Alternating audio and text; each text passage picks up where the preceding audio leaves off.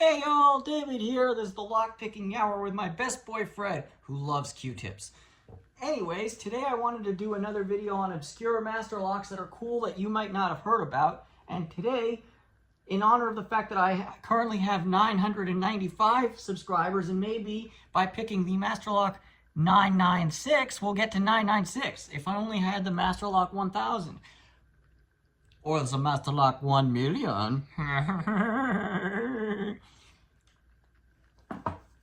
But anyways, regardless of that, some of you experienced lockpickers are looking at this body and are probably thinking, hold on, I've seen that before. Isn't that the Pro Series 6840? And it's very similar, but it's not the same. It doesn't have the Pro Series branding.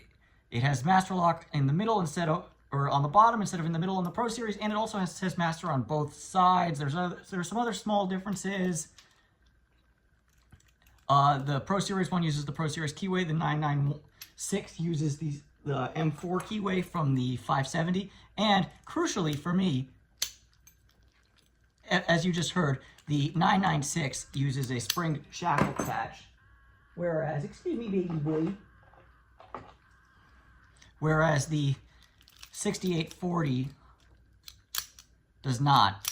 Which, operationally speaking, doesn't make a difference, but when you're picking locks, this is a very satisfying sound that makes you know that you've done good.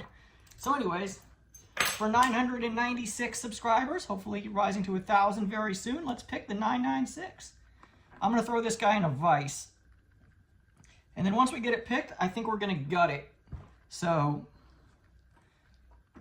y'all can see what's inside. It's very similar to a Master Pro Series. And the non-lock people can also see what's going on. Hey, baby boy, you want to stay here for the pick? You are the lock-picking meower.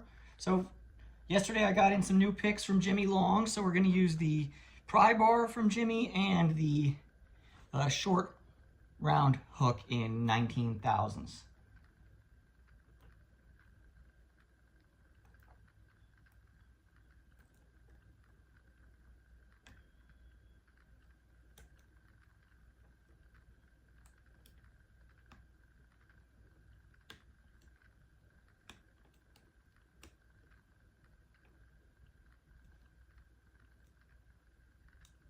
One thing about this lock is it's got an extremely floppy core.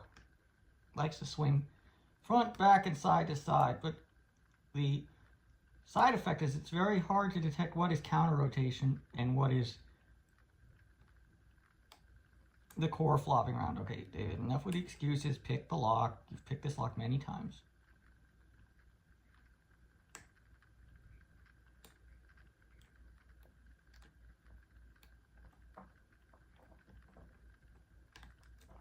You have no excuse now. Fred is back to offer emotional support.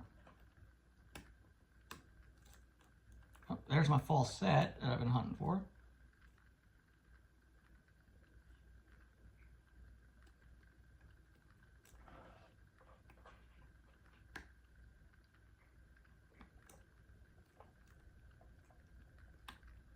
And there we go.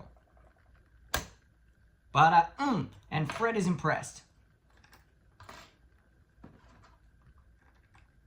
All right, let's take this guy apart and we'll see what's inside.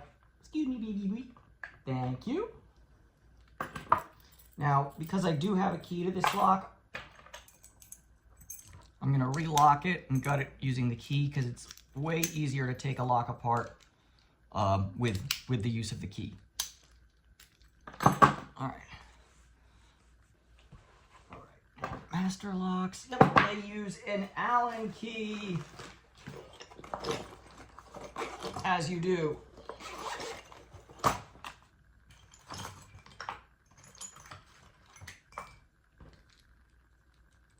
I actually vastly prefer Master Lock's Allen key solution to American Lock or many others which use a Phillips head. I think as a society we need to say no to the Phillips head sooner rather than later. There are better screw heads in existence. The hex head, Torx, these are all far superior methods of locking and unlocking. So Yeah. So there we go. So this is the core retention assembly, and here is our padlock cylinder with our little M4 keyway, or 81 keyway if you want to use master lock notation. So we're going to grab our gutting wrench, which is here somewhere. Of course, it's not with the rest of my stuff, but that's okay.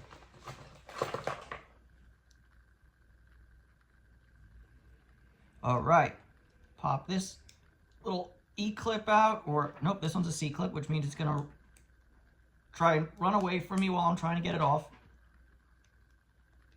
Because C-clips do be like that sometimes.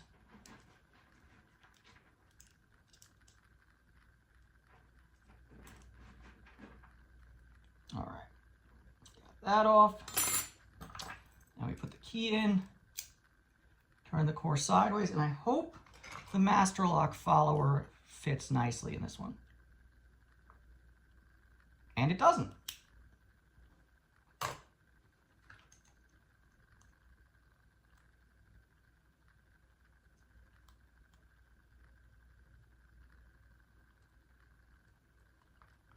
But that's all right. We have a solution. It's called an old pilot pen thing. So here we have the plug, and those are called the key pins, for those of you. And you also notice that this core has a flattening, which technically is undercutting or undermilling, but it doesn't. Yeah.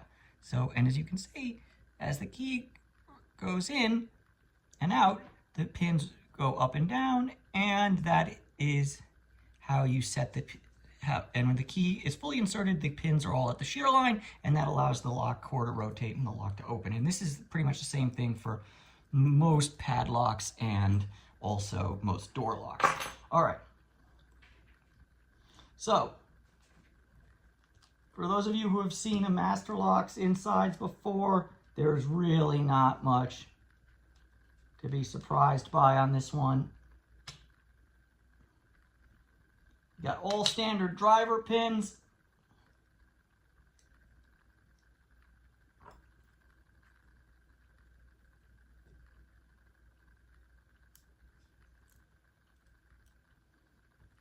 Spool in one.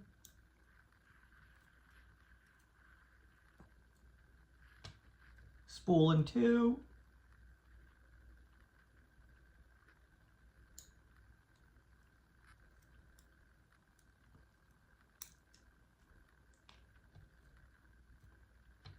Whoopsie daisies. Runaway spool in three.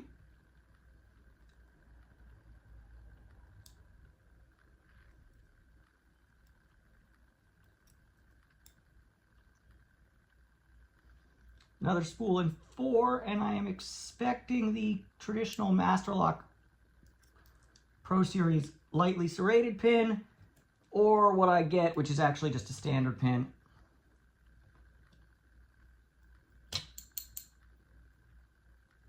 And all the springs are identical, and I actually messed the spring up doing that gutting, but that's okay. I have lots of Master Lock springs in my collection. All right, let me get stuff in order. Now I'll show you up close. All right, and here is the nitty-gritty of this lock. As you can see, all the key pins are the same except for their sizes. They're all standards.